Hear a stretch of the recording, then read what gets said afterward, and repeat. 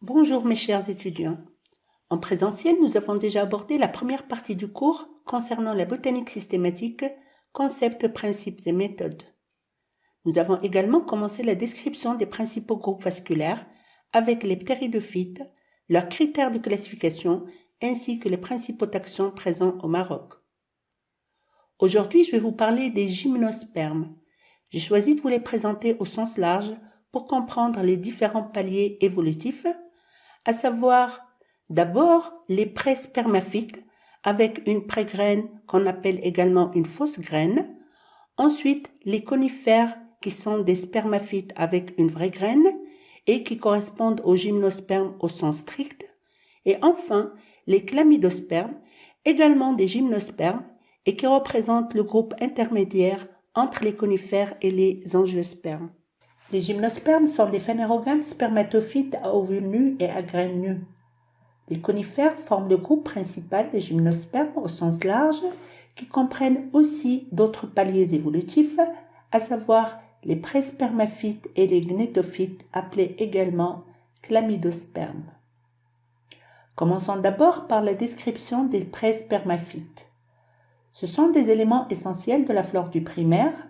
Ce groupe est caractérisé par une hétérosporie définitivement acquise, contrairement à ce qu'on a déjà vu chez les ptéridophytes, où on a des cas d'homosporie, des cas de subisosporie et une hétérosporie chez les groupes les plus récents.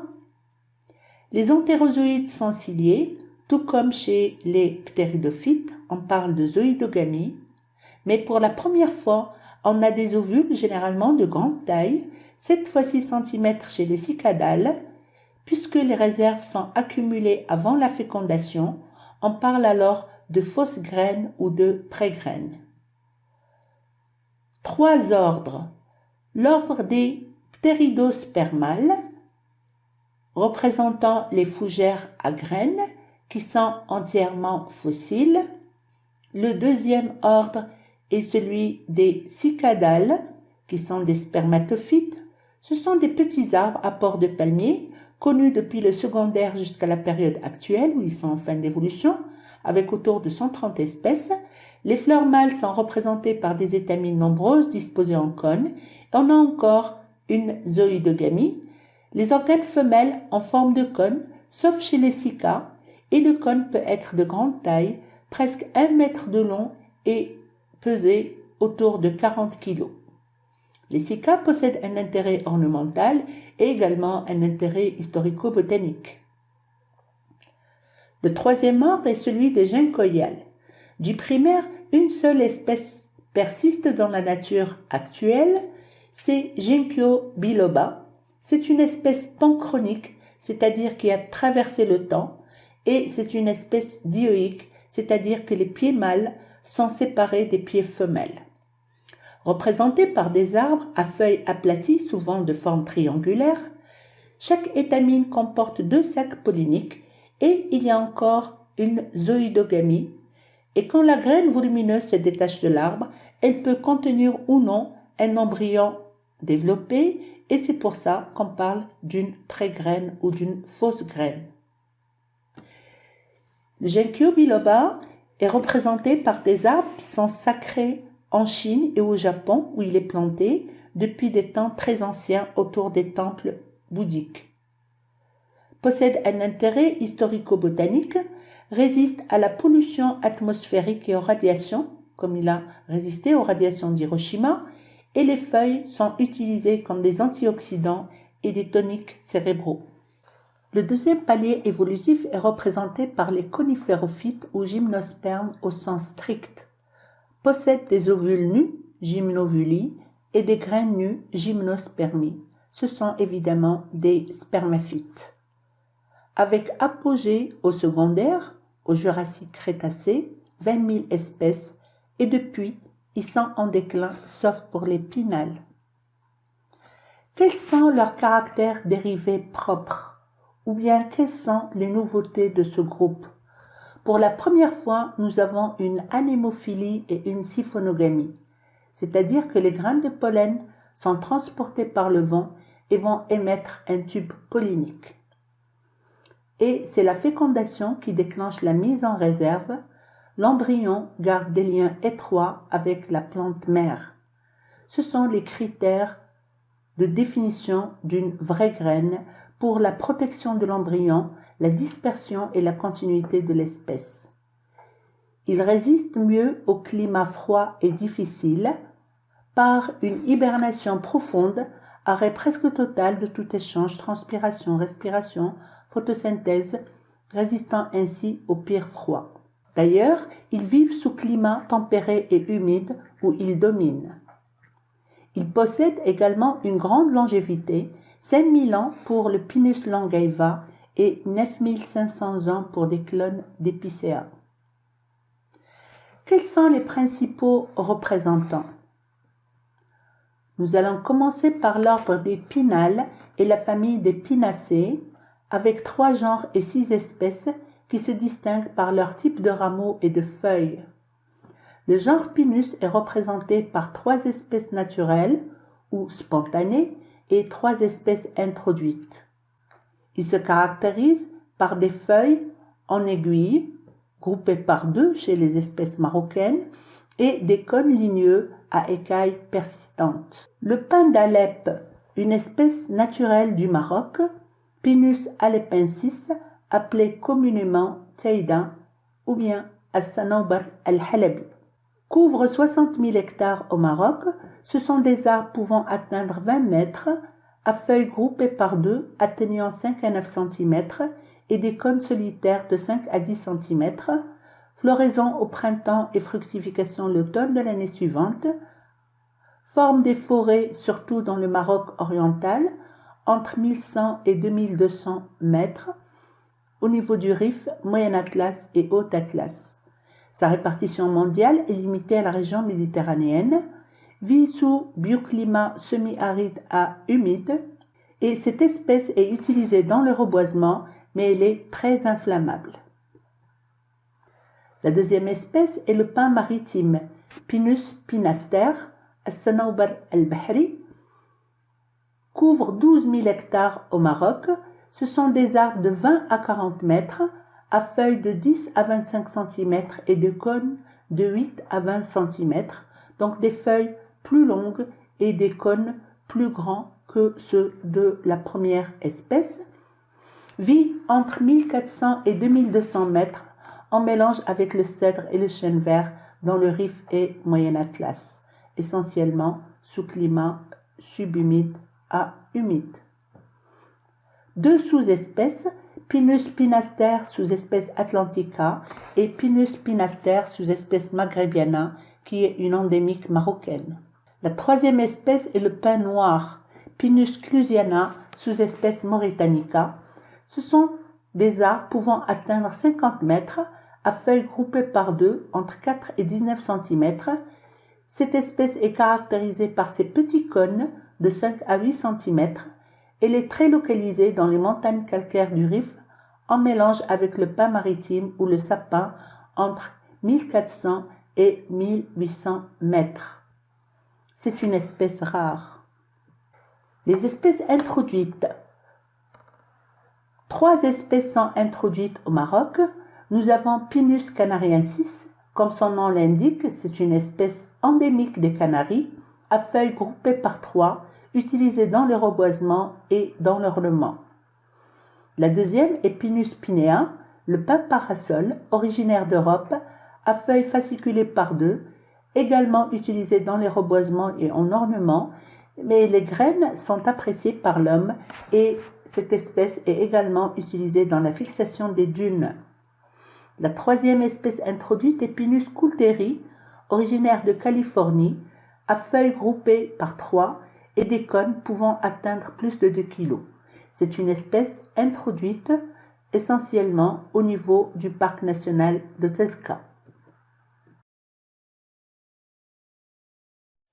Le deuxième genre de la famille des Pinacées, appelé également famille des Abietacées, est le genre Cedrus.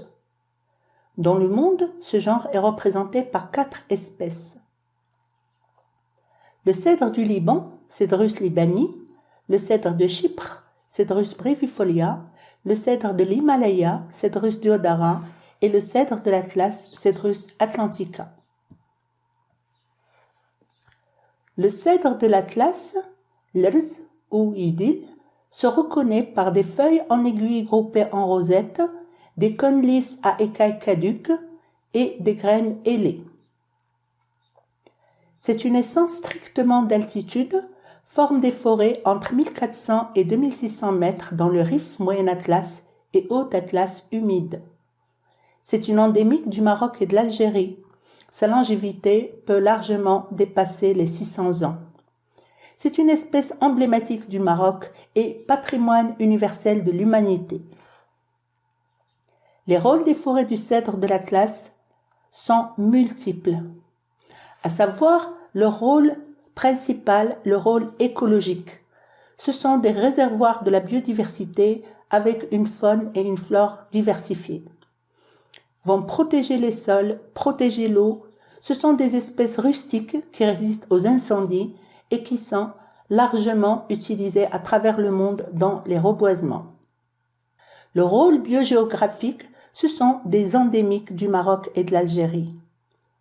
Possède également de nombreux rôles socio-économiques en fournissant du bois d'œuvre, du bois de feu, des recettes forestières et des produits divers, des goudrons, essences utilisées en pharmacie et en parfumerie et fourrage pour le bétail pendant les périodes d'enneigement et d'autres rôles. Possède également un rôle paysager. Ce sont des attraits touristiques pour nos récréations et loisirs. Et au Maroc, nous avons des arbres remarquables tels que le cèdre gourou. Allez voir un peu son histoire sur Google et le fameux survivant du Tichoukt. Le rôle socioculturel et patrimonial du cèdre de l'Atlas se retrouve dans les nombreux savoirs et usages traditionnels en phytothérapie et en pharmacopée traditionnelle marocaine.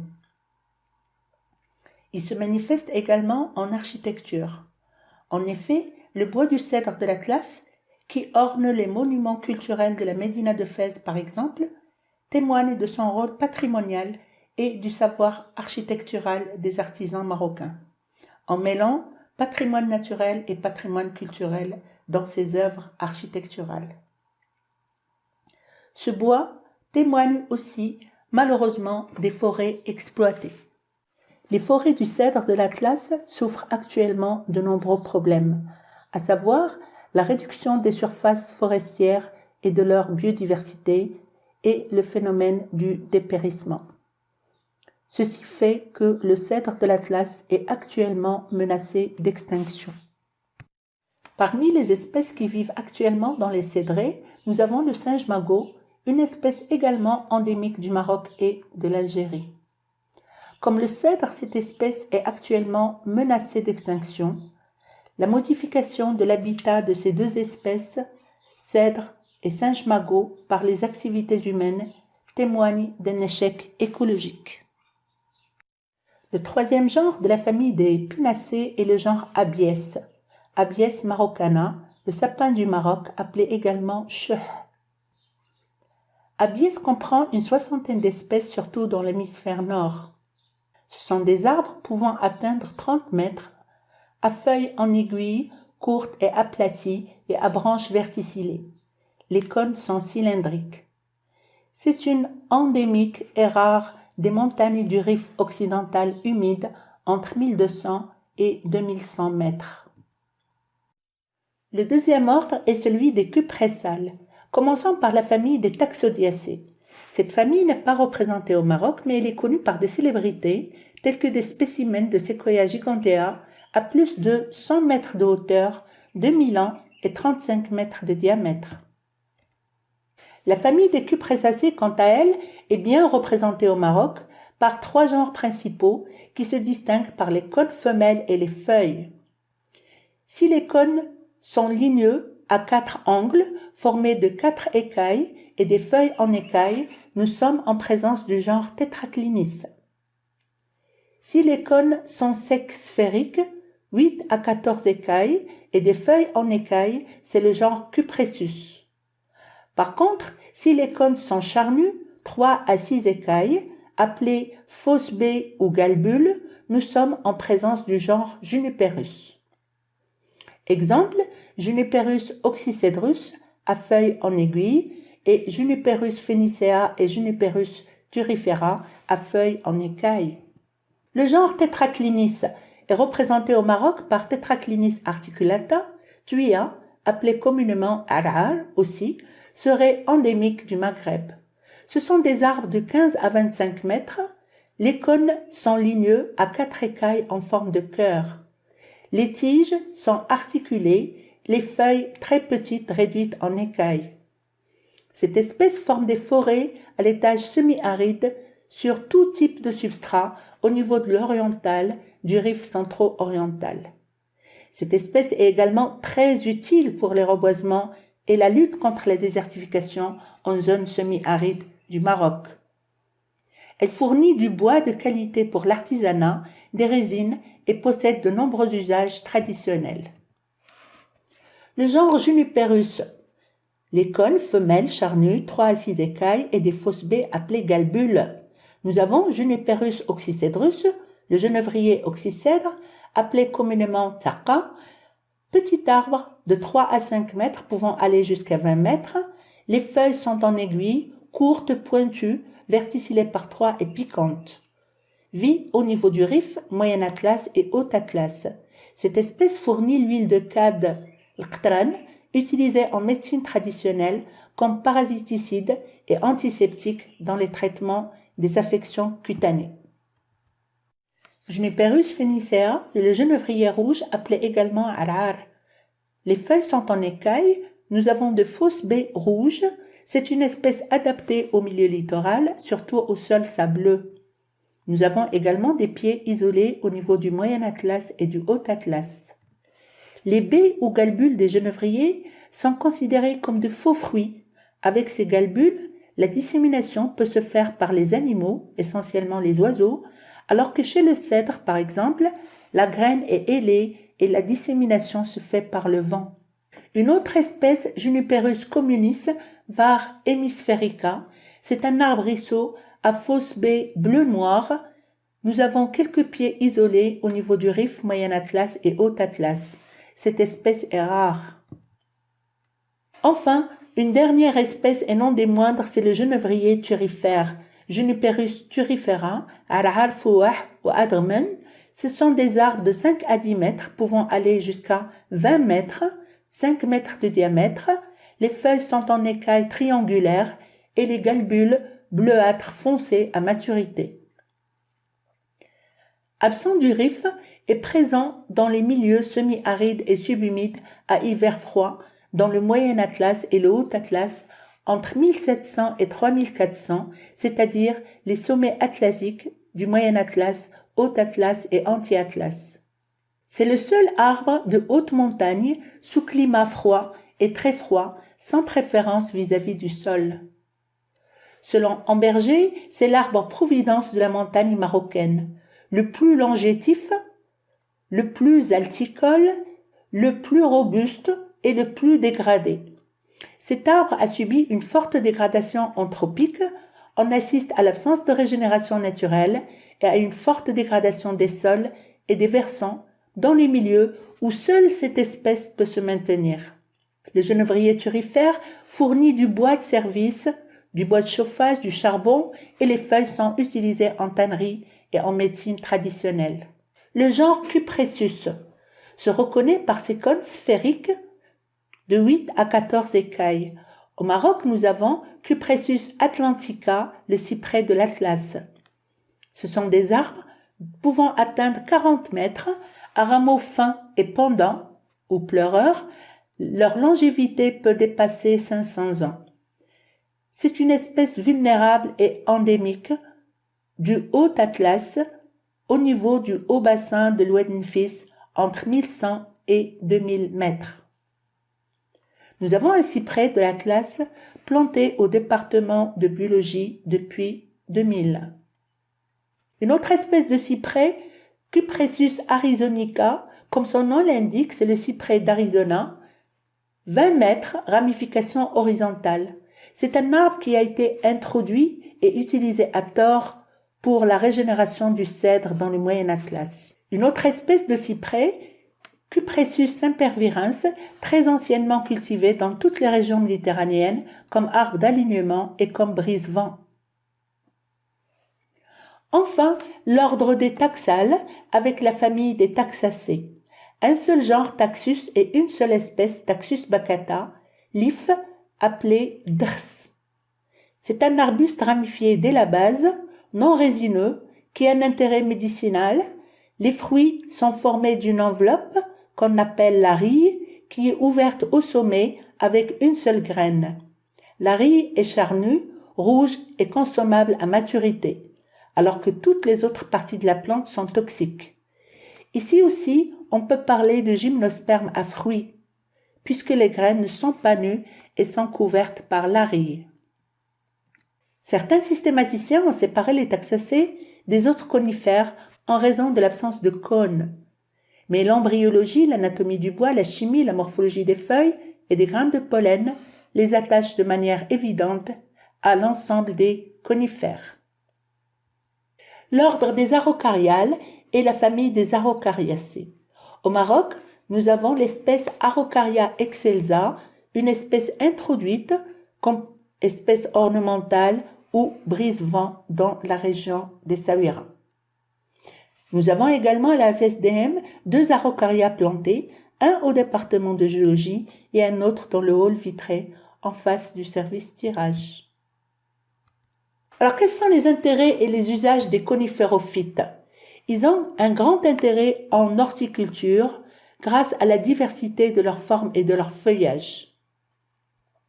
Ils sont également utilisés en construction et en artisanat. Ils sont riches en composés terpéniques et en flavonoïdes et ils ont un intérêt médicinal. En industrie, ils sont utilisés pour les parfums, les arômes, la pâte à papier et les résines. Ils possèdent également de nombreux usages traditionnels. Par contre, en alimentation, ils sont peu utilisés, à part le pain pignon et les baies de genévrier, et également un miel qu'on appelle le miel de sapin, mais qui est d'origine animale et riche en acides aminés et en sucre. Intérêt pour le tourisme, des arbres remarquables pour leur hauteur, leur grosseur ou leur longévité. Il est à noter que les conifères spontanés sont des essences principales des forêts marocaines et jouent des rôles écologiques, économiques, culturels et patrimoniaux. Préserver ces écosystèmes, c'est garder durablement ces infrastructures écologiques et leurs innombrables services pour l'avenir de la biodiversité et l'avenir de l'humanité tout entière. Le dernier palier évolutif des gymnospermes au sens large est celui des gnetophytes ou chlamydospermes, qui sont intermédiaires entre les conifères ou gymnospermes à sens strict et les angiospermes. Chez les gnetophytes, les ovules ne sont pas nus et ils sont entourés d'une enveloppe discontinue. Les plantes de ce groupe n'ont pas de résine. Ce sont des plantes ligneuses à feuilles opposées avec l'apparition de l'entomophilie, c'est-à-dire la pollinisation par les insectes chez Welwitschia. La fécondation est simple avec amorce de double fécondation. Les chlamydospermes regroupent 3 genres très différents appartenant à 3 ordres à répartition différente. Gnetum se trouve dans les forêts tropicales humides. Ephedra rassemble des plantes xérophytes des zones désertiques ou semi-arides, alors que Welwitschia mirabilis est une plante du désert. Seul le genre Ephedra de l'ordre des éphédrales existe au Maroc. Ce sont des plantes ligneuses sous forme de buissons ou de lianes, à rameaux articulés chlorophylliens, à feuilles réduites opposées, et les fleurs unisexuées sous forme de cônes. Parfois les cônes sont bisexués. L'éphédrine, vasoconstricteur mimant l'adrénaline, est extrait de l'Ephedra equisitina. Au Maroc, 5 espèces, dont Ephedra alata, très rare au Maroc saharien, Ephedra altissima, commune du littoral à 1800 mètres, et Ephedra rolandii, très rare dans les zones désertiques.